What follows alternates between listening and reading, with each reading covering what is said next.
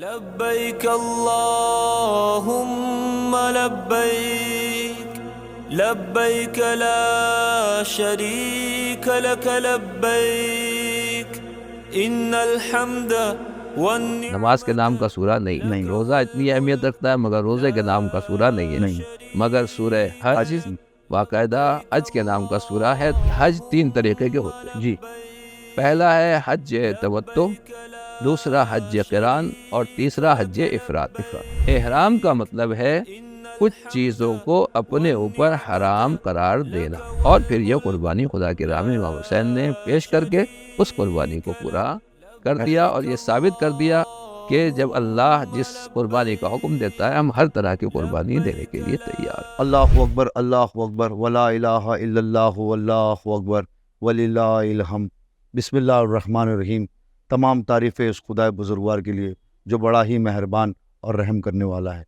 السلام علیکم ناظرین، میں کیسر مرزا ACF ٹورزم کی جانب سے آپ سب سے پھر ایک بار مخاطب ہوں اس پروگرام میں جس کا مفہوم ہے سفر ایمان اور تفصیلات حج.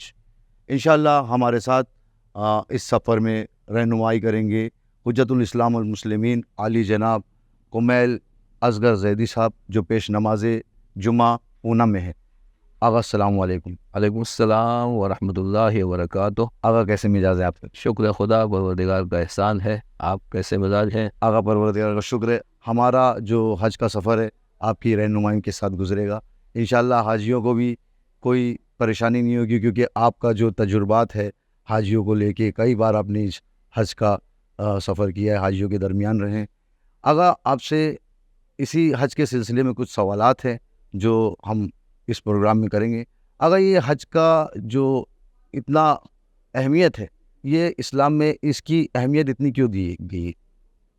شکریہ، آپ لوگ نے زحمت کی اور اتنا دور دراز سے سفر کر کے یہاں تشریف لائے ہیں اس پروگرام کے لیے. سوال آپ کا بہت عمدہ ہے. میں سب سے پہلے ناظرین کرام کی خدمت میں بھی السلام علیکم ورحمۃ اللہ وبرکاتہ کا تحفہ پیش کرتا ہوں، اور ناظرین میں بھی خاص طور سے وہ ناظرین، وہ دیکھنے والے جو حج کے لیے انشاءاللہ تشریف لے جا رہے ہیں، یعنی تمام حاجی حضرات ہمارے سلام کے مستحق ہیں.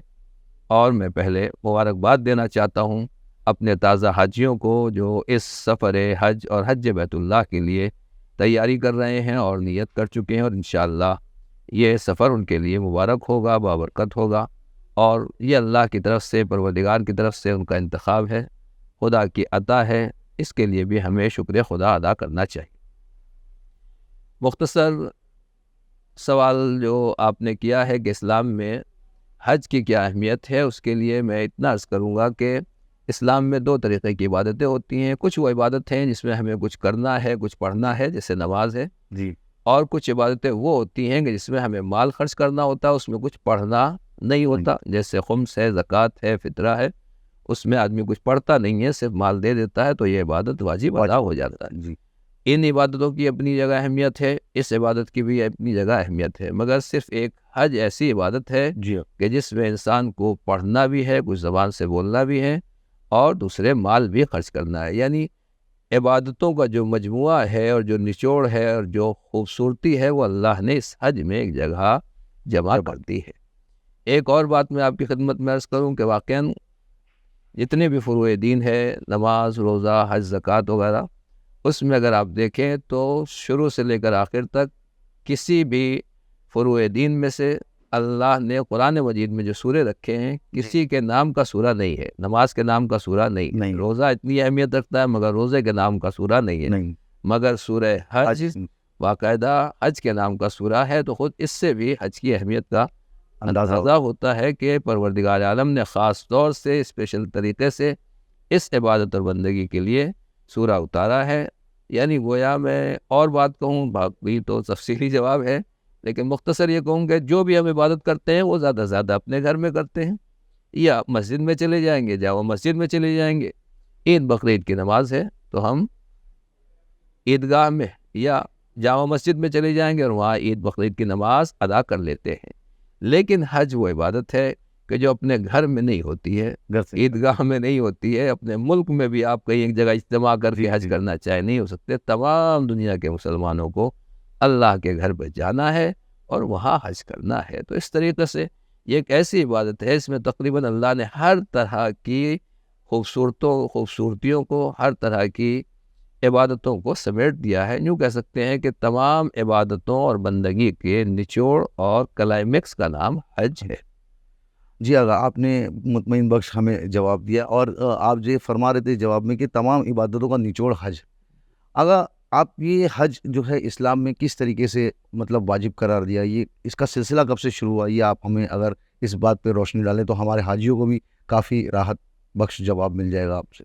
ہر انسان کو اپنے گھر سے محبت ہوتی ہے، جی اور اپنے پیرنٹس، ماں باپ کے گھر سے، یہ ہمارے دادا کا گھر تھا، یہ ان کے پردادا کا گھر تھا، جن کی ہسٹری پرانی ہے اور بچی ہوئی ہے۔ وہ کہتے ہیں کہ 200 سال 500 سال پہلے ہمارا فلاں گھر تھا۔ تو ہم سب جناب آدم کی اولاد ہیں، اور ہمیں اس پہلے گھر کی تلاش ہے جو روئے زمین کے اوپر بنایا گیا۔ قرآن مجید میں واضح آیت ہے، ان اول بیت وضع للناس للذی ببکہ، جو سب سے پہلا گھر زمین کے اوپر بنایا گیا وہ مکے کی مبارک زمین پر ہے، یعنی مکے میں ہے، اور اللہ نے اس کو وہ لوگوں کے لیے مبارک بابرکت اور جو بھی کعبے کے فضائل ہے وہ بتایا ہے۔ یعنی اس کا مطلب یہ ہے کہ کعبہ سب سے پہلا گھر ہے، اور اس گھر کو اللہ نے بنایا ہے۔ جناب آدم کے زمانے سے کعبے کو اللہ نے ہمارے لیے بنا دیا تھا، اور پھر طوفان نوح میں اس کی دیواریں خراب ہو گئیں۔ پھر جناب ابراہیم کو اللہ نے حکم دیا، جناب ابراہیم فلسطین میں رہتے تھے، کہ آپ آئیے، اور وہاں سے ان کو بھیجا گیا خاص طریقے سے، اور جناب ابراہیم نے آ کر خانہ کعبہ کی دیواروں کو بلند کیا، اور پھر سے گویا اس کو ایک نئی زندگی عطا کی۔ جب گھر تیار ہو گیا تو پھر اللہ نے حکم دیا کہ اے ابراہیم وَأَذِّن فِي النَّاسِ بِالْحَجِّ، اے ابراہیم آپ لوگوں کو حج کے لیے بلائیے۔ اور جناب ابراہیم علیہ السلام نے اس وقت بے آب ہو گیا، صحرا، کوئی سننے والا نہیں ہے، کوئی دیکھنے والا نہیں ہے، لیکن لوگوں کو حج کے لیے بلایا۔ اے ابراہیم آپ جنگل میں، صحرا میں، جہاں کوئی سننے والا نہیں، کس کو آواز دے رہے ہیں، کس کو بلا رہے ہیں؟ لیکن جناب ابراہیم بھی جانتے ہیں کہ اذان دلانے والا، حج کے لیے دعوت دلوانے والا، اور حج کے لیے بلانے والا اللہ پروردگار ہے۔ تو اگر جنگل، صحرا، بیابان میں بھی آواز دی جائے تو وہ ہواؤں میں بکھرتی نہیں ہے، بلکہ وہ نسلوں تک پہنچتی ہے، اور لوگ اس کے اوپر لبیک کہتے ہیں۔ جناب ابراہیم کی آواز پر جن لوگوں نے لبیک کہا، اس کے بعد سے ہی ان لوگوں کو حج کی توفیق ہوتی ہے، اور اسی کے بعد سے گویا جناب ابراہیم نے اپنے اعتبار سے جو حج کے فریضہ تھا وہ ادا کیا، اور یہ سلسلہ اس وقت سے الحمدللہ جاری ہے، اور تا قیامت انشاءاللہ جاری رہے گا۔ بہت ہی بہترین۔ آغا، آپ سے یہ سوال ہے کہ جیسے لوگ، ہم نے بچپن میں بھی سنا تھا کہ لوگ بولتے ہیں کہ ابھی ہماری بیٹی کی شادی نہیں ہوئی ہے، حیثیت دار ہوتے ہیں، اللہ نے انہیں دولت بخشی ہوتی ہے، لیکن کوئی بولتے ہیں کہ ہماری بیٹیوں کی شادی نہیں ہوئی ہے، ابھی ہم پہ کچھ واجبات ادا کرنا ہے، تو کیا ان کے لیے حج کو دیر سے ادا کرنا صحیح ہے؟ اس کے جواب میں مختصر جواب یہ ہے کہ حج کس کے اوپر واجب ہوتا ہے، جی، اور پہلے ہی میں بتا دوں، اگر کوئی چیز میرے اوپر واجب ہو گئی تو پھر اس میں ٹال مٹول نہیں ہو سکتی، اس کو ڈیلے نہیں کیا جا سکتا۔ حج واجب ہونے کے لیے پہلی شرط تو یہی ہے کہ انسان بالغ ہو، دوسرے یہ کہ صاحب عقل ہو، عقل و ہوش والا ہو، اور تیسری شرط یہ ہے کہ استطاعت پائی جاتی ہو۔ استطاعت کا مطلب صرف یہی ہے کہ دنیا میں انسان جہاں کہیں بھی رہتا ہے، مکے تک آنے جانے کا اس کے پاس خرچہ ہو، اتنا پیسہ ہو کہ وہ سفر کر سکے، مکے میں رہ سکے، اور وہ اسی طریقے سے عزت کے ساتھ جیسے گیا اسی طریقے سے واپس آ سکے۔ دوسرے یہ کہ اس کے پاس اتنا وقت ہو، ٹائم ہو کہ وہاں جا سکے، آ سکے، اور تیسرے یہ کہ جسمانی اعتبار سے بھی اتنا فٹ اور تندرست ہو کہ حج کی جو سفر کی زحمتیں ہیں وہ تھوڑا بہت برداشت کر سکے۔ اب اگر یہ استطاعت پیدا ہو گئی ہے، یعنی اتنا پیسہ ہے، اور اسی میں راستہ بھی کھلا ہوا ہے، تو یقیناً کھلا ہوا ہے۔ وہ کورونا کی ایک منزل تھی کہ راستہ بند تھا، وہ بھی ہم نے دیکھ لیا کہ اس وقت لوگوں کے اوپر، جن کے پاس پیسے بھی تھے، ان کے اوپر حج واجب نہیں ہوا اس سال۔ جی، لیکن اب ہمارے راستہ کھلا ہوا ہے، تو مال بھی ہو، اور راستہ کھلا ہوا ہو، صحت مند ہو، اور واپس آنے کے بعد بھی اس کی زندگی میں کوئی پریشانی نہ ہو، تو ایسے لوگوں کو مستطیع کہا جاتا ہے۔ جب یہ استطاعت آ گئی، تو اگر اس سال میرے اوپر استطاعت آ جاتی ہے اور میں اس حالت میں ہوں تو حج پہ جانا واجب ہے۔ اب اگر بیٹے کی شادی ہے یا بیٹی کی شادی ہے یا کوئی اور بھی پریشانی ہے، اور ہم یہ ٹال مٹول کر رہے ہیں کہ آئندہ سال، تو ایسا انسان گناہگار ہے۔ مگر یہ کہ شریعت میں علماء نے جو لکھا ہے کہ ہاں اگر بیٹے کی شادی یا بیٹی کی شادی میں کوئی ایسی پرابلم ہے، ایسی پریشانی ہے کہ جو ناقابل برداشت ہے اور زیادہ پریشانی کا باعث ہے، تو پھر اس کے لیے معافی ہے، ورنہ یہ بہانہ نہیں قرار دیا جا سکتا کہ شادی کے لیے آپ چند سال حج کو ٹال دیں۔ لہذا میں یہی کہوں گا کہ اللہ نے جب بلایا ہے تو جس سال حج واجب ہو اسی سال حج کریں، اللہ پر برکتیں پیدا کرے گا۔ مختصر یہ کہ اللہ کے گھر جا رہے ہیں، پروردگار کے گھر جا رہے ہیں، وہ ہمارے لیے مشکلات کو آسان کرے گا۔ حج مشکل نہیں ہے بلکہ مشکل کشا ہے اور مشکلات کے لیے دروازہ کھولنے والا۔ جی کل ہماری جب آپ سے پہلی ملاقات ہوئی تھی تبھی ہم کو آپ کا وہ جواب بہت اچھا لگا۔ ہم سوچ بھی رہے تھے رات میں کہ آپ لوگ بھی دعا کرا کیے حج کے لیے، حج کی رقم سے گھبرایا مت کریے، کیونکہ اللہ جو ہے دینے والا ہے، اللہ جو ہے قادر مطلق ہے۔ تو کافی راحت بخش جواب ہے یہ لوگوں کے لیے بھی اور ہم لوگوں کے لیے بھی۔ انشاءاللہ ہم لوگوں نے بھی دعا گو ہے کہ ہم کو بھی انشاءاللہ پروردگار اس شہادت سے نوازے۔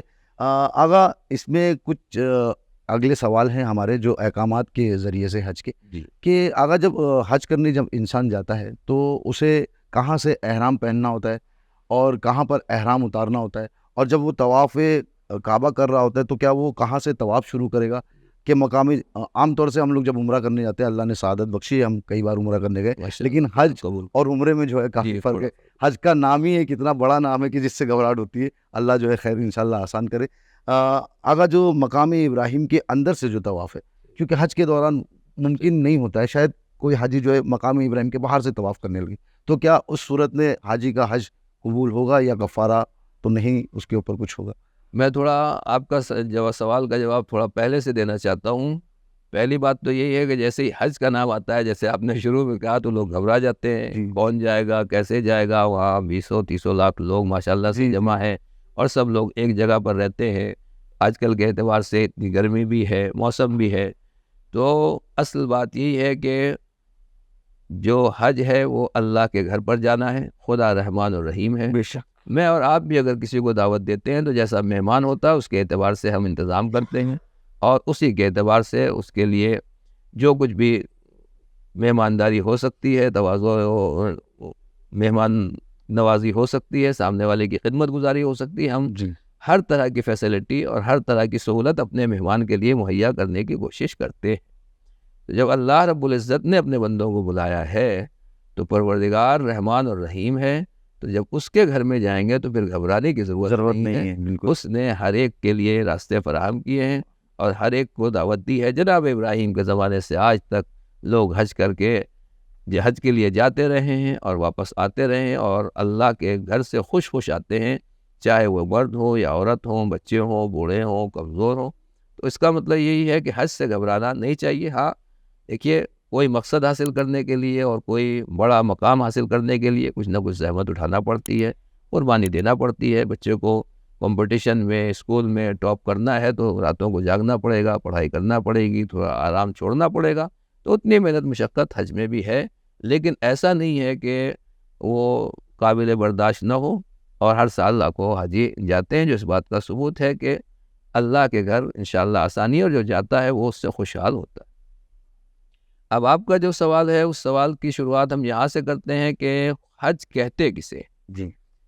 حج کا مطلب یہی ہے کہ اللہ کی زیارت کرنا، خدا کے گھر کی زیارت کرنا، خانہ خدا کی زیارت کرنا۔ تو حج جیسے ہم نماز پڑھتے ہیں، نماز میں کچھ چیزیں واجب ہیں، کچھ ارکان نماز ہیں، کچھ نماز سے پہلے واجب ہیں، کچھ نماز کے درمیان میں واجب ہیں، ان چیزوں کا خیال رکھنا ہوتا ہے۔ حج کا مطلب بھی یہی ہے کہ جو آدمی حج کے لیے جا رہا ہے، کچھ چیزیں حج سے پہلے واجب ہوتی ہیں، جیسے آپ کو پاسپورٹ بنوانا ہے، ویزا لینا ہے، ٹکٹ لینا ہے، یہاں سے ایئرپورٹ تک جانا ہے، یا جس طریقے سے بھی آپ جانا چاہتے ہیں وہ سواری حاصل کرنا ہے، یہ سب حج سے پہلے کی چیزیں ہیں جو واجب۔ کچھ وہ ہے جو جہاں سے حج شروع ہوتا ہے، جو آپ کا پہلا سوال تھا کہ حاجی کو احرام کہاں سے باندھنا ہے، تو میں یہی بتانا چاہتا ہوں کہ جو حج شروع ہوتا ہے، حج کی پہلی چیز ہے جسے کہا جاتا ہے احرام۔ احرام عام طور سے لوگ یہ سمجھتے ہیں کہ جو سفید کپڑا ہم باندھتے ہیں اس کو کہتے ہیں احرام۔ نہیں، یہ احرام نہیں ہے، وہ تو کپڑا ہے، اور وہ ایک تولیہ ہے یا ایک حصہ ہے حج کا یا عمرے کا، اسے احرام نہیں کہا جاتا ہے۔ احرام کا مطلب ہے کچھ چیزوں کو اپنے اوپر حرام قرار دینا۔ کچھ چیزوں کو اپنے اوپر حرام قرار دینا، یہ ہے احرام۔ اب آپ کہیں گے کہ اچھا یہ کیسے ہوگا؟ تو یہ کام تو ہمارا آپ روز کرتے۔ اب آپ سوچیں گے کہ بھائی روز جی وہ کس طریقے سے، ہاں ہم سوال کرتے ہی آپ سے کہ کس، آپ بتائیے، ابھی آپ نے نماز پڑھی تو نماز پڑھتے ہوئے اللہ اکبر، جی تو اللہ اکبر پڑھنے کے بعد آپ کسی سے بات کر سکتے ہیں؟ نہیں بالکل نہیں، حرام ہو گیا نا۔ حرام ہو، کچھ کھا سکتے ہیں؟ نہیں کھا سکتے، دائیں بائیں مڑ کے کچھ نہیں، کچھ چیزیں نماز میں جو نماز کو باطل کرنے والی ہیں وہ حرام، اسی لیے اس کو کیا کہا جاتا ہے؟ تکبیرۃ الاحرام۔ تکبیرۃ الاحرام۔ دیکھیے وہی احرام حج جی میں ہے، جی وہی احرام نماز میں ہے، بس یہاں 4-5 منٹ تک کے لیے کچھ چیزوں کو ہم آرام کرتے ہیں۔ حج میں جو ہے تھوڑا اس کا ٹائم 1 دن 2 دن 5 دن زیادہ کم زیادہ بھی ہو سکتا ہے۔ تو احرام کا مطلب یہی ہوتا ہے کہ کچھ چیزیں اپنے اوپر حرام کر لینا، یعنی گویا جب حج کی نیت کرتے ہیں یا عمرے کی نیت کرتے ہیں تو عمرے کی نیت کے ساتھ ساتھ ہماری نیت یہی ہوتی ہے کہ اللہ رب العزت نے، پروردگار نے جو چیزیں بھی اس راستے میں اور اس سفر میں ہمارے لیے منع کی ہیں، ہم اپنے اوپر ان چیزوں کو منع کر رہے ہیں۔ اب تک ہم خوشبو استعمال کر سکتے تھے مگر اب خوشبو نہیں لگائیں گے۔ اچھا، اب تک ہم سلا ہوا کپڑا پہن سکتے تھے، اب سلا ہوا کپڑا نہیں پہنیں گے۔ اسی طریقے سے اب تک سائے میں چل سکتے تھے مگر اب سائے دار سواری میں نہیں چلیں گے۔ جو چیزیں ہمارے اوپر اب تک جائز تھی، ہمیں اللہ اپنی خوشی سے ان تمام چیزوں کو اپنے اوپر حرام کر رہے ہیں تاکہ ہم اللہ کی بارگاہ میں ثابت کر سکیں کہ پروردگار جو تو نے حرام قرار دیا ہم اس سے تو بچتے ہی ہیں، لیکن اس کے علاوہ جو بھی تو کہتا ہے ہم وہ بھی اپنے اوپر تیری خوشی کے لیے حرام کرنے کے لیے حاضر ہیں، اور ہم اس کو ہاتھ نہیں لگائیں گے، اس کے قریب نہیں جائیں گے اور اس سے اپنے آپ کو بچاتے رہیں گے۔ تو یہ ہے احرام کا مطلب، یعنی گویا جب حج کی نیت اور عمرے کی نیت کرتے ہیں تو 20-25 چیزیں ہیں جو حاجی کے اوپر یا عمرہ کرنے والے پر یا احرام باندھنے والے پر وہ حرام ہو جاتی ہے۔ تو احرام سب سے پہلی چیز جو حج کے لیے ہے کہ ہم اپنے وطن سے نکلیں، اور حج کے لیے اللہ نے مکے کے چاروں طرف الگ الگ جگہوں پر میقات بنائی ہے۔ میقات کا مطلب یہ ہے کہ جہاں سے آپ کا حج شروع ہو رہا ہے اور جہاں آپ حج کی نیت کرنے کے لیے جانا ضروری ہے۔ میقات سے آپ نہیں گزر سکتے جب تک کہ آپ احرام کی نیت نہ کریں۔ جب ہم میقات پہ پہنچتے ہیں، مثلا جو لوگ پہلے مدینہ جاتے ہیں وہ مسجد شجرہ میں جائیں گے اور وہاں جا کے نماز پڑھنا مستحب ہے، یا آپ ایسے ہی واجب نماز اگر پڑھ لی اس کے بعد احرام کی نیت کریں گے، یا میں احرام باندھتا ہوں عمرے کا، یا احرام باندھتا ہوں حج تمتع، عمرہ تمتع، حج تمتع کے لیے، واجب قربت اللہ، سنت قربت اللہ، جیسی بھی نیت ہو اپنی طرف سے یا کسی دوسرے کی طرف سے۔ اور پھر جب یہ ہم زبان سے دہرائیں گے، البتہ زبان سے دہرانا ضروری نہیں ہے، دل میں ارادہ ہے کافی ہے، لیکن بہتر ہے، اچھا ہے، مستحب ہے کہ آدمی زبان جس طریقے سے یہ روزے میں روز نیت نہ کرے، ایک ہی دن نیت کر لے ماہ رمضان میں، اسی طریقے سے پہلی رات میں آپ نے روزے کی نیت کر لی تو کافی ہو گیا، مگر پھر ہر روز بھی دہرا لے تو وہ بھی اچھا ہے، بہتر ہے۔ تو اس میں یہی نیت ہوگی کہ میں احرام باندھتا ہوں عمرے کا یا حج تمتع یا عمرہ تمتع کا، یا واجب قربت اللہ، سنت قربت اللہ اپنی طرف سے یا دوسری طرف سے، اور فوراً تلبیہ کہے گا۔ جی، تلبیہ کا مطلب ہوتا ہے لبیک اللہم لبیک، لبیک لا شریک لک لبیک، ان الحمد والنعمت لک والملک لا شریک لک لبیک۔ لبیک یعنی اے اللہ میں حاضر ہوں، پروردگار میں تیری کی بارگاہ میں آ گیا ہوں، میں حاضر ہوں۔ لا شریک لک لبیک، اے اللہ تیرا کوئی شریک نہیں ہے، کوئی تیرا پارٹنر نہیں ہے۔ جی، لبیک اللہم لبیک، لبیک لا شریک لک لبیک، ان الحمد والنعمت لک، بے شک ہم تیرے لیے ہیں، نعمت تیرے لیے ہے، والملک اور ملک اور کائنات اور کنگڈم سب کچھ تیرے لیے ہے۔ لا شریک لک لبیک، اے اللہ تیرا کوئی شریک نہیں ہے، تو وحدہ لا شریک ہے۔ اس کو ایک مرتبہ پڑھ لے، 2 بار دہرا لیں تو اس کے بعد یعنی گویا ہم نے احرام باندھ لیا اور وہ تمام چیزیں ہمارے اوپر واجب ہو گئی جو کرنا ہے، اور جو حرام ہو گئی ان سے اپنے کو بچانا ضروری ہے۔ تو یہ جو کپڑا ہم اس کو احرام سمجھتے ہیں، کیونکہ اس تلبیہ کہنے کے بعد سلا ہوا کپڑا پہننا حرام ہے اور اس پہ کفارہ ہو جاتا ہے، تو اس وجہ سے پہلے سے یہ تولیہ پہن لیا جاتا ہے۔ جی، تو ورنہ عورتوں اور خواتین کو دیکھیے آپ تو سلا ہوا کپڑا، جی، تو اگر احرام کا مطلب یہی ہوتا تو ان کا تو احرام مانا نہیں جاتا۔ جی، تو احرام کا مطلب ہے کہ ان کے اوپر حرام نہیں ہے سلا ہوا کپڑا، اس لیے وہ پہنتی ہیں۔ مردوں کے اوپر حرام ہے، اس لیے وہ سلا ہوا کپڑا نہیں پہنتے، وہ بغیر سلا ہوا کپڑا ایک لنگی کے طور پر، ایک تولیے کے طور پر استعمال کرتے ہیں۔ آغا آپ نے بہت اچھا جواب دیا، اور تلبیہ کا پورا ترجمہ آپ نے جو بتایا حاجیوں کو کافی اس سے بھی مدد ملے گی۔ آغا جو میں نے ایک سوال آپ سے کیا تھا کہ دوران طواف اگر مقام ابراہیم سے حاجی جو ہے باہر کی طرف سے طواف، کیونکہ رش زیادہ ہوتا ہے، آپ کئی بار جا چکے ہیں، عمرے میں بھی کافی رش ہوتا ہے، لیکن کوشش یہ ہوتی ہے کہ اندر سے ہو، لیکن ان کیس کبھی اگر باہر کوئی حاجی چلا گیا تو کیا اس کو کفارہ لگ جائے گا یا اس کا حج طواف قبول ہوگا؟ یا تھوڑا سا میں اور ترتیب کے ساتھ چلیں تو بہتر ہے کہ احرام باندھنے کے بعد اب حاجی کو مکے پہنچنا ہے. جی جب مکے پہنچیں گے تو آپ کا سوال یہ ہے کہ سب سے پہلا کام جو ہوتا ہے وہ اپنا ہوٹل میں جہاں کہیں بھی آپ ٹھہرے ہوئے سامان رکھ دیں، نہانا چاہیں، غسل کرنا چاہیں وہ غسل وغیرہ کر لیں، محرمات احرام سے بچتے رہیں، اور پھر خانہ کعبہ میں آنا ہے. اور پہلا کام یہ ہے کہ خانہ کعبہ کا طواف کرنا ہے. طواف کا مطلب یہ ہے کہ خانہ کعبہ کے 7 چکر لگانا ہے، یعنی 7 چکر کو ایک طواف کہا جاتا ہے. تو یہ طواف اگر حج واجب کا ہے تو واجب ہوگا، اور عمرے کا ہے تو جیسا بھی ہو اس اعتبار سے ہوگا.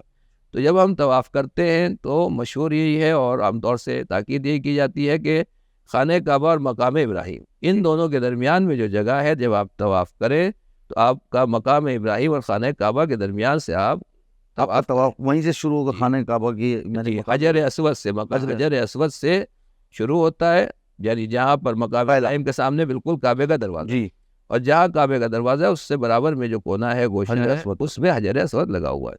تو حاجی لوگ تھوڑا پہلے خانہ کعبہ کے طواف کے لوگوں میں شامل ہوتے ہیں، اور جب حجر اسود کے کونے پہ پہنچ جاتے ہیں تو اس سے پہلے نیت کر لیتے ہیں کہ میں طواف شروع کر رہا ہوں، قربتاً اللہ، عمرے کا طواف ہے، حج کا طواف ہے، یہ ذہن میں رہتا ہے.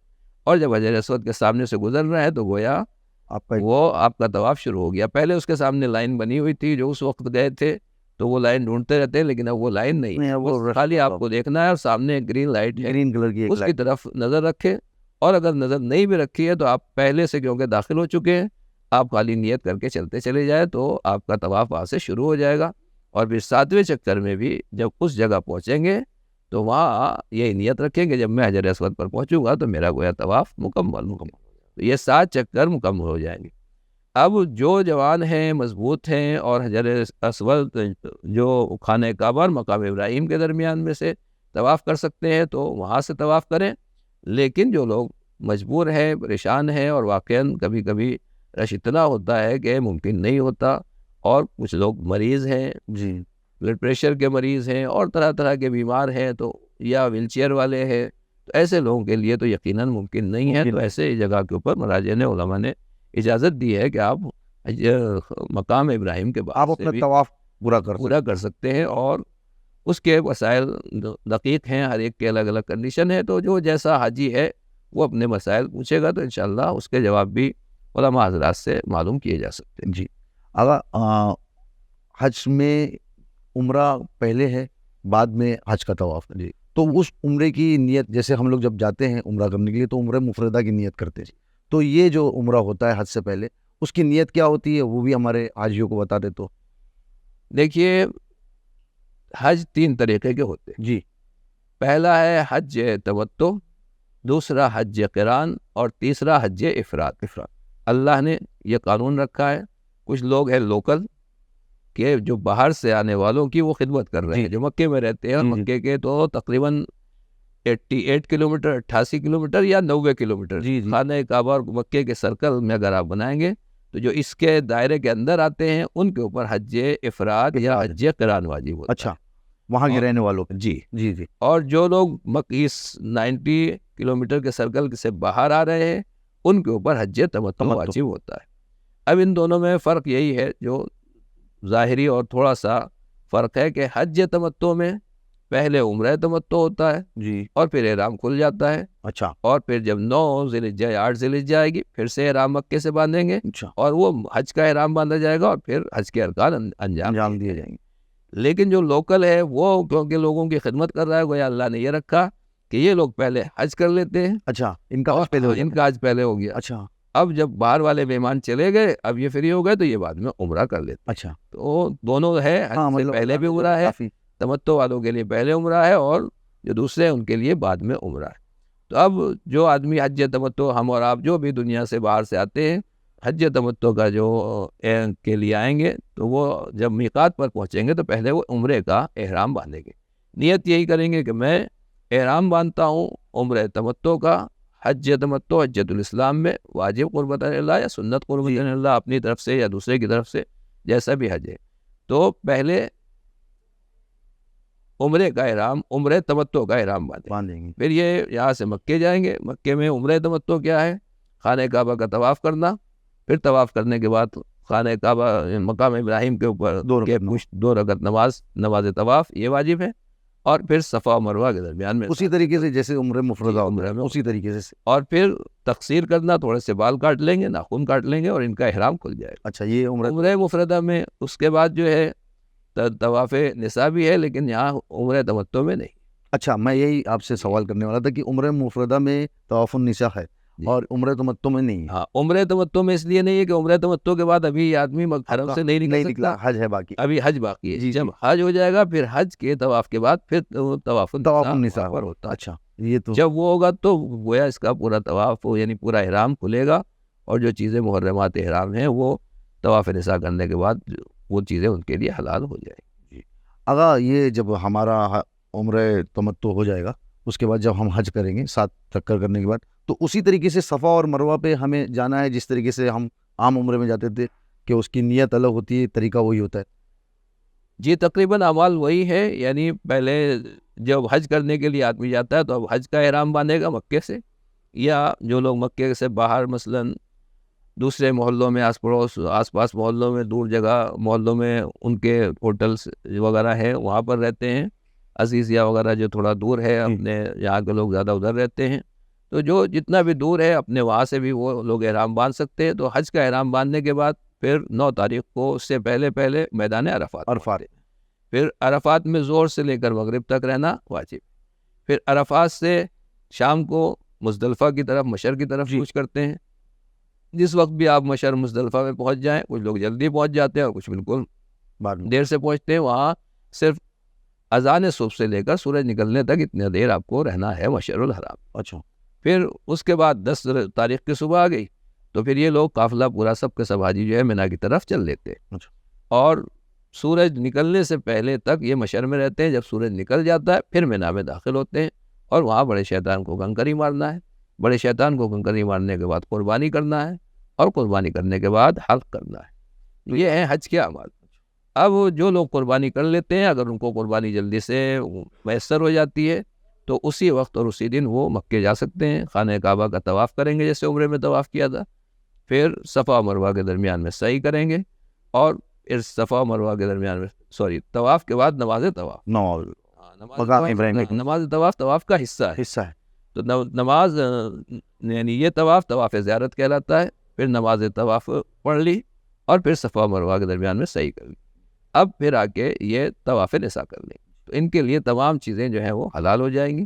بس خالی مینا میں رہنا، بیتوتا کرنا، رات گزارنا اور اگلے دن شیطان کو کنکری مارنا، یہ چند چیزیں ان کے اوپر رہ جائیں گی.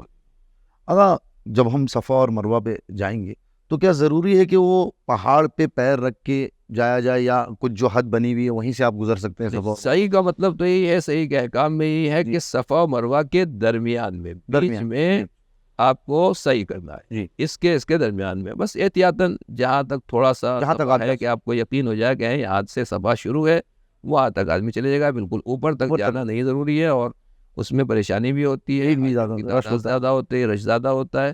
تو بس ٹھیک ہے اتنی حصہ جہاں آپ کو یقین ہو جائے کہ یہاں ہم صفا تک آ گئے وہاں سے پھر آپ واپس ہو جائیں گے. اسی طریقے سے مروہ کی طرف بھی ہے کہ ضروری مروہ میں تو کیونکہ راستہ ہی ایسے بنا ہے کہ آپ اس کے اوپر ہی جاتے ہیں، جو واپس آتے ہیں تو اوپر ہی چڑھتے ہیں. صفا کی طرف تو نیچے سے آنے کی گنجائش ہے لیکن مروہ میں جہاں تک آپ جائیں گے تو اس میں ریلنگ لگی ہوئی ہے تو آپ اوپر کو آپ کو چڑھنا ہی ہے تو اس میں تو کوئی حرج نہیں. لیکن اصل جو واجب ہے وہ صفا و مروہ کے درمیان. اچھا اس کے جو درمیان جو ہری لائٹ ہوتی ہے ہم لوگوں نے دیکھا بھی، ہم لوگ گئے بھی ہیں کافی اور ویڈیوز میں بھی آتا ہے جو لوگ نہیں گئے تو وہ ہری لائٹ کے دوران جو آدمی بھاگتا ہے آدمیوں کے لیے ہے اور دوسری شاید مردوں کے لیے مرد حضرات جو بھاگتے ہیں وہ کیا ارکان ہیں؟ آپ ضرورت اسے ہرولہ کہا جاتا ہے اور ہرولہ کا مطلب یہی ہے جسے انگلش میں جاگنگ کہتے ہیں کہ تھوڑا سا ہلکی تیز رفتار، بالکل فاسٹ بھی نہیں تیز بھی نہیں دوڑنا ہے، بہت ایسے جیسے آدمی دوڑنے کی کوشش کر رہا ہے اس طریقے سے اتنی درمیان اتنی جاتے وقت بھی اور آتے وقت بھی اتنے فاصلے میں آپ کو ہرولے کے طریقے سے دوڑنا یہ مستحب ہے، اور صرف مردوں کے لیے، خواتین کے لیے کربلا نہیں۔ نہیں، یہ ارکان جو ہے بتایا جاتا ہے کہ شاید جناب حاجرہ جو ہے جی دوڑی تھیں، تو یہ اس کے کچھ ہاں، وہ نسبت میں پوری تاریخ، ہسٹری، تفصیلات، یعنی پورا حج جناب حاجرہ اور جناب ابراہیم کے ہی مناسک اور ان کے جو کوششیں ہیں یا ان لوگوں نے جو اعمال کیے تھے تقریباً انہی کی کاپی ہے، اور انہی کو اللہ نے زندگی عطا کی ہے ان اعمال کے ذریعے سے۔ اچھا آغا، آخر میں یہ ہے کہ دو سوال اور ہیں۔ ایک طواف النساء، جیسے حاجیوں کا حج ہو گیا ہے، جی اب طواف النساء ایک حصہ ہے حج کا، جی تو جیسے ہم لوگ عمرے میں اس کو روک دیتے تھے، تھک جاتے تھے، بعد میں کر سکتے ہیں، تو کیا اس کو بعد میں ادا کر سکتا ہے کوئی حجی کی اسی وقت حج میں؟ ہمیں حج کے ارکان معلوم نہیں، تو آپ طواف نساء فوراً واجب نہیں ہے، جی جی لیکن طواف نساء کے بعد زوجہ و شوہر، میاں بیوی ایک دوسرے کے اوپر جی بالکل حلال ہو جائے گی۔ جی، تو اگر کوئی اکیلا گیا ہے تو اس تو کو کوئی کوئی مسئلہ نہیں۔ پریشانی نہیں ہے، بیوی شہادت میں ہے تو تھوڑی بہت پریشانی ہو سکتی ہے، تو ٹھیک ہے، ایک دن کے بعد، 2 دن کے ہاں، بعد، تھکاوٹ کی وجہ سے اگر بہتر یہ ہے کہ پہلے کر لے، جلدی کر لے کے اس بعد بھی واجب فوری نہیں ہے شریعت کی زبان میں، جسے واجب فوری کہتے ہیں، وہ واجب فوری نہیں ہے۔ آپ جتنا جلدی انجام دے لیں گے اتنا اچھا ہے، لیکن اگر دیر بھی ہوتی ہے، تاخیر بھی ہوتی ہے، کچھ لوگ 20 دن تک رکے رہتے ہیں، جی جی جی بات حج کے بعد 15 دن، 20 دن، 1 مہینہ بھی آدمی رک سکتا ہے، تو جو جتنا دیر تک رکا اس وقت بھی اگر کر لے تو کوئی پریشانی نہیں ہے، جتنا پہلے انجام دے اتنا اچھا ہے۔ اچھا ہے جی۔ آغا، آخر کا ایک سوال ہے جو ہمارا ہر عمل جو ہے کربلا کی طرف رجوع کرتا ہے، صحیح۔ یہ جو قربانی ہے جناب اسماعیل علیہ السلام ہے، یہ اسی کی سنت میں جو ہے حاجی جو ہے قربانی ادا کرتا ہے، تو اس کا کیا مفہوم ہے آغا؟ یہ وہ فدیناہ بذبح عظیم، قرآن مجید نے صاف طریقے سے کہا ہے، جیسا کہ میں نے عرض کیا کہ پورا حج جناب حاجرہ اور جناب ابراہیم نے جو قربانی اس زمانے میں یکا و تنہا اکیلے اس میدان میں، اس ڈیزرٹ صحرا و بیابان میں اللہ کے لیے بالکل فی سبیل اللہ خلوص کے ساتھ جو قربانی دی تھی، اس قربانی کی یہ تاسی ہے، اس کی کاپی ہے، اور گویا اللہ نے اس کو نئی زندگی عطا کی ہے، اور قیامت تک کے لیے ان کے خلوص کو دیکھتے ہوئے اس کو باقی رکھا ہے، اور ہمیں بھی اللہ سے قریب ہونے کا ایک اللہ نے طریقہ راستہ بتایا ہے۔ تو قربانی جناب ابراہیم یہی ہے۔ پھر سے میں ایک بار عرض کر دوں کہ کچھ لوگ حج کے لیے جاتے ہیں اور حج کر کے چلے آتے ہیں، پوچھتے ہیں بھئی آپ نے کیا کیا؟ کہ بہت اچھا لگا، لیکن جی کیوں کیا؟ جی جی، صفا کیوں گئے؟ مروہ کیوں گئے؟ ہاں، آپ نے طواف کیوں کیا؟ کیا؟ آب زمزم کیوں پی رہے ہیں؟ یہ کہاں سے آیا؟ یا کعبہ کیا ہے؟ کس نے بنایا؟ تو ان کو یہ سوال ہے، ہمیں سب کچھ معلوم نہیں ہے، جی جی بس ٹھیک ہے اللہ کے گھر گئے، بہت اچھا لگا۔ تو یہ وہ حج ہے کہ جہاں ٹھیک ہے مسلمان کا دل مطمئن ہو گیا، مگر اسے یہ نہیں معلوم کہ فلسفہ حج کیا ہے، اس کی فلسفی کیا ہے، اور اللہ نے ہمیں اتنے دور کیوں بلایا ہے، آدمی اتنا پیسہ خرچ کرے، اتنا محنت کرے، اتنی مشقتیں اٹھائیں، جی یہ سب کیوں ہے؟ اس کے پیچھے کچھ نہ کچھ فلسفی ہے، ریزن ہے، لاجک ہے۔ تو اسی میں سے یہی ہے کہ جو جناب ابراہیم علیہ السلام اللہ کے گھر کی تعمیر کرنے کے لیے آئے، 100 سال تک اللہ نے کوئی اولاد نہیں دی، تقریباً کہتے ہیں کہ 99 سال کے جب ہوئے تب جناب اسماعیل پیدا ہوئے۔ اور سوچیے آپ کہ 99 سال کے جناب ابراہیم ہے تو ان کی زوجہ بھی اتنی ہی عمر کی ہیں، اس وقت اللہ نے اولاد دی، اس بڑھاپے میں، اس ضعیفی میں، جب اولاد ملے گی تو اولاد کی محبت کی، بہت زیادہ بہت زیادہ۔ لیکن جناب ابراہیم اللہ کے دوست ہیں، سب کچھ اللہ کے لیے قربان کرنے کے لیے تیار ہیں۔ پروردگار بھی لوگوں کو ہمیں بتانا چاہتا ہے، سکھانا چاہتا ہے کہ واقعاً ابراہیم کے دل، جناب ابراہیم کے دل میں اللہ کی کتنی محبت پائی جاتی ہے۔ خدا نے جناب ابراہیم کو حکم دیا کہ اس بیٹے کو جب یہ چلنے پھرنے کے قابل ہو گئے، دوڑنے دھوپنے کے، یعنی اور تھوڑا سا نوجوانی کی طرف بڑھے، تو اللہ نے کہا ان کو ہماری راہ میں ذبح کر۔ ہاں، اب آپ سوچئے کہ جو 100 سال کی عمر میں بیٹا ملا ہے، خوبصورت بیٹا اور ایسا وجی بیٹا جو نبی بھی ہے، اس کو اللہ کہہ رہا ہے کہ ہماری راہ میں قربان کر دو۔ جناب ابراہیم نے خواب دیکھا، اور خواب دیکھنے کے بعد جناب اسماعیل سے کہا، انہوں نے بھی کہا کوئی بات نہیں، آپ کو جو حکم دیا گیا ہے، نبی کا جو خواب ہوتا ہے وہ حکم الہی ہے، وہ وحی ہے، جو آپ نے خواب میں دیکھا ہے یہ کوئی عام ان لوگوں کا خواب نہیں ہے، اللہ کی طرف سے ایک طریقے سے ڈائریکشن ہے، حکم ہے، لہذا آپ جو چاہے کر سکتے ہیں، میں حاضر ہوں آپ کے لیے۔ اور اسی طریقے سے جناب ابراہیم جناب اسماعیل کو مینا کے میدان میں لے کے گئے۔ قرآن مجید نے تفصیل کے ساتھ بہت اچھے الفاظ میں وَلَمَّا أَسْلَمَا وَتَلَّهُ لِلْجَبِينِ، واقعاً یہ آیت پڑھنے کے بعد آدمی کا دل جو ہے وہ وجد میں آ جاتا ہے کہ جب دونوں نے اپنے کو اللہ کے سامنے جھکا دیا، اور جناب ابراہیم نے بیٹے کو زمین کے بل لٹا دیا، اور پیشانی کے بل لٹا دیا، اور گلے کے اوپر چھری چلا دی، تو ہم نے آواز دی کہ اے ابراہیم، اب جو جناب ابراہیم نے آنکھوں سے پٹی کھولی تو کیا دیکھا کہ بیٹا سائڈ میں کھڑا ہوا ہے، برابر میں کھڑا ہوا ہے اور دمبا ذبح ہو گیا ہے. تو پر جناب ابراہیم کو افسوس ہوا کہ شاید میری قربانی قبول نہیں ہوئی. تو اللہ نے دل رکھنے کے لیے کہا کہ نہیں، آپ کی قربانی قبول ہو گئی. جتنا آپ نے خواب دیکھا تھا آپ نے وہاں تک ذبح کرتے ہوئے دیکھا تھا، ذبح کیا ہوا نہیں دیکھا تھا. ہم نے اس قربانی کو بچا کے رکھا ہے اور اس سے بڑی قربانی ہم اس کے بدلے میں آپ سے لیں گے. تو پیغمبر اکرم حضرت محمد مصطفیٰ صلی اللہ علیہ وسلم کے فرزند یعنی امام حسین علیہ الصلوۃ والسلام کربلا کے میدان میں آئے. یہ وہ قربانی ہے جو امام حسین علیہ الصلوۃ والسلام نے میدان کربلا میں دی. اس کا مطلب، اس کے معنی یہی ہے کہ جناب اسماعیل کے فرزند ہے جناب امام حسین علیہ السلام. جی جناب اسماعیل کے یہ فرزند ہے پیغمبر اکرم حضرت محمد مصطفیٰ صلی اللہ علیہ وسلم. نسل جناب اسماعیل میں سے ہے. تو اللہ نے اس وقت جناب اسماعیل کو بچا لیا تھا تاکہ جناب اسماعیل کی نسل سے یہ سلسلہ امامت اور سلسلہ رسالت چلے. اور پھر یہ قربانی خدا کی راہ میں امام حسین نے پیش کر کے اس قربانی کو پورا کر دیا اور یہ ثابت کر دیا کہ جب اللہ جس قربانی کا حکم دیتا ہے ہم ہر طرح کی قربانی دینے کے لیے تیار ہیں. تو کربلا در حقیقت اسلام کی بقا کا نام بھی ہے اور جناب ابراہیم و اسماعیل کی قربانی کی تکمیل کی منزل اور مقام بھی. آغا آپ کو تھوڑی زحمت اور دوں گا، کچھ ذہن میں سوال آ رہے ہیں حج کے متعلق تو میں پوچھے لے رہا ہوں آپ سے تاکہ ہمارے حاجیوں کو جو ہے کافی مدد ملے اس سفر میں. آغا جو کنکری مارنے کا سلسلہ ہے 3 شیطانوں کو، تو وہ کیا ہے، اس پہ ذرا روشنی ڈالیں آپ. دیکھیے اصل بات یہ ہے کہ وہاں پر ایک پلر بنا ہوا ہے. پہلے چھوٹا تھا، وہ دیوار بنا دی گئی ہے اور اس کے اوپر کنکری ماری جاتی ہے. در حقیقت وہ دیوار کو کنکری مارنا نہیں ہے بلکہ شیطان کو کنکری مارنا ہے.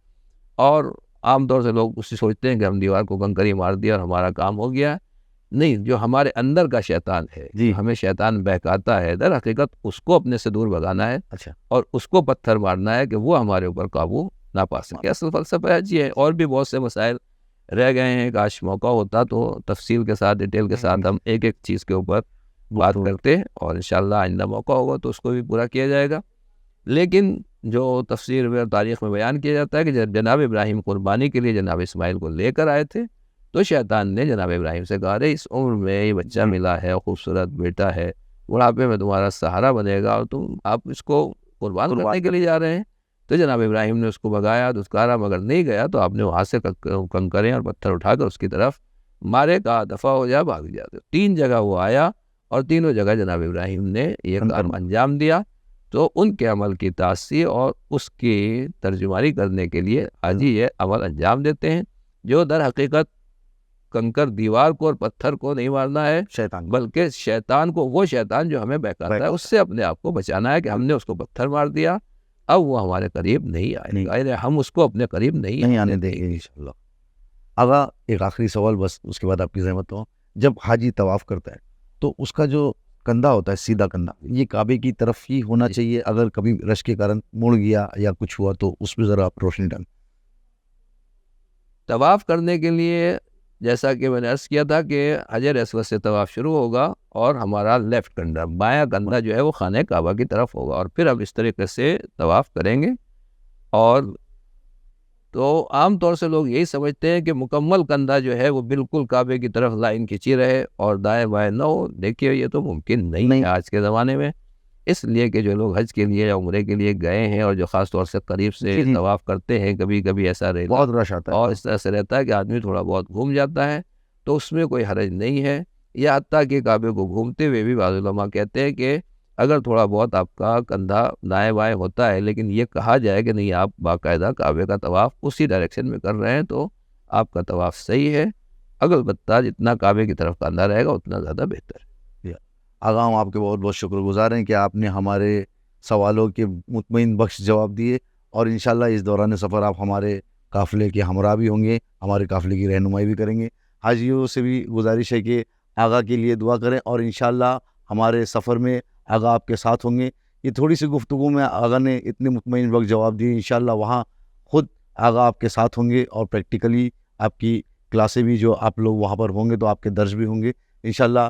آغا سے اجازت لیتے ہوئے، آپ لوگوں سے اجازت لیتے ہوئے ACF ٹورزم کی ٹیم آپ سے اجازت لیتی ہے. والسلام علیکم ورحمۃ اللہ وبرکاتہ. جی آخر میں بھی اجازت لیتا ہوں اور خالی بتا دوں کہ جو کچھ ہم نے بیان کیا ہے یہ بہت ہی مختصر ہے اور تفصیلی جو مسائل ہیں، حتیٰ کہ ہر حاجی کے کچھ پرسنل یا لیڈیز کے مسائل ہوتے ہیں یا دوسرے مسائل ہوتے ہیں، ہر حاجی کے ساتھ کوئی اس نہ لیے کوئی میں نے مسئلہ ہے، بیان کر دیا ہے ایک کہ آدھ مسئلہ ضرور آتا ہے۔ جی تو اس کے لیے میں چلتے چلتے یہ بھی کہوں گا کہ لوگ حج کے لیے جاتے ہیں مگر حج ٹریننگ کے لیے پہلے ٹائم نہیں نکل پاتے۔ نہیں بھائی، آپ نے اتنی محنت کی ہے اور آپ 20 دن 25 دن کی چھٹی لے رہے ہیں تو 2 دن پہلے چھٹی لے لیجیے، جی اور واقعاً ایسے حج کیمپ اور جو کچھ بھی آپ دیکھ سکتے ہیں ان سب کو سیکھیے، پڑھیے، فلسفے حج اور تمام گہرائی کے ساتھ اس کو اسٹڈی کریے۔ اس کے بعد انشاءاللہ حج کے لیے تشریف لے جائے۔ میرے لیے بھی دعا کریں، اللہ نے توفیق دی تو آپ کی خدمت میں حاضر رہیں گے، اور جس قابل بھی ہیں انشاءاللہ آپ کی خدمت اور حاجیوں کی خدمت ہمارے لیے شرف ہے، آپ کے ٹور کے لیے بھی شرف ہے۔ اور جو لوگ بھی واقعاً حاجیوں کی خدمت کرتے ہیں، مجھے اس کے بارے میں بڑا یقین ہے کہ یہ بہت بڑا ثواب ہے اور اس کا بے حد اجر ہے۔ آخر میں یہی کہوں گا، چاہے ٹور والے ہوں، چاہے میں اور آپ ہوں، اس پروگرام سے کم اتنا ہے کہ ہمیں حاجیوں کی دعا ملے، دعا ضرور ملے گی۔ جو اللہ کے گھر میں ہمارے لیے دعا کرے، یہی ہمارے لیے اور ہمارے بیوی بچوں کے لیے بڑی دولت ہے اور بڑی نعمت ہے۔ پروردگار ہم سب کو اور تمام مشتاقان حج و زیارت کو یہ سعادت عطا فرمائے اور اس سعادت سے بہرہ مند فرمائے۔ الہی آمین۔ والسلام علیکم ورحمۃ اللہ وبرکاتہ۔